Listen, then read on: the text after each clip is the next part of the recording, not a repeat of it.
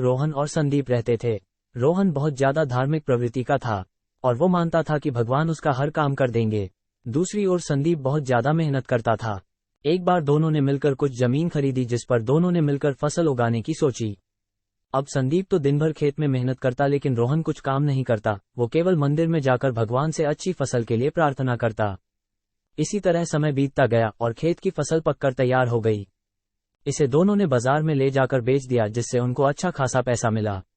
घर आकर संदीप ने रोहन से कहा, देखो दोस्त, खेत में मैंने ज्यादा मेहनत की है इसलिए इस धन का ज्यादा हिस्सा मुझे मिलना चाहिए। संदीप की बात सुनकर रोहन बोला, नहीं नहीं, इस धन का ज्यादा हिस्सा मुझे मिलना चाहिए, क्योंकि मैंने ही अच्छी फसल के लिए भगवान से प्रार्थना की थी, तभी हमको अच्छी फसल हुई है। मेरी प्रार्थना के बिना यह संभव नहीं होता। इसी बात को लेकर दोनों गांव के मुखिया के पास चले गए। मुखिया ने उन दोनों की बात सुनकर कुछ सोचा और दोनों को एक एक बोरा चावल का दिया जिनमें कंकड़ मिले हुए थे, और कहा कि तुम दोनों को इनमें से चावल और कंकड़ अलग अलग करके लाना है, तभी मैं निर्णय करूंगा कि फसल के धन का ज्यादा हिस्सा किसको मिलना चाहिए। दोनों दोस्त चावल की बोरी लेकर अपने अपने घर चले गए। संदीप ने तो रात भर जागकर चावल और कंकड़ को अलग कर दिया। रोहन अपनी आदत के अनुसार चावल की बोरी को मंदिर में लेकर गया और भगवान से इसे साफ करने में मदद मांगी। भगवान से इसे साफ करने की प्रार्थना करके आराम से सो गया। अगले दिन सुबह संदीप चावल और कंकड़ को अलग अलग करके उसे मुखिया के पास लेकर चला गया। रोहन भी बोरी को मंदिर से उठाकर वापस मुखिया के घर ले आया। रोहन को पूरा भरोसा था कि भगवान ने उसका काम कर दिया होगा। अब मुखिया ने दोनों से पूछा कि बताओ तुमने कितने चावल साफ किए। इस पर संदीप ने तो जितने थे उतने बता दिए।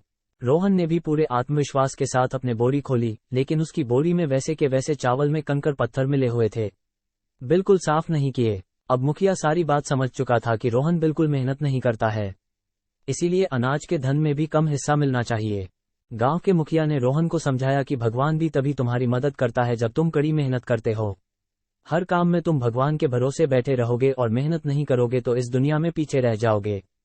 रोहन को मुखिया की बात समझ में आ चुकी थी, वह भी संदीप के साथ साथ जमकर मेहनत करने लग गया।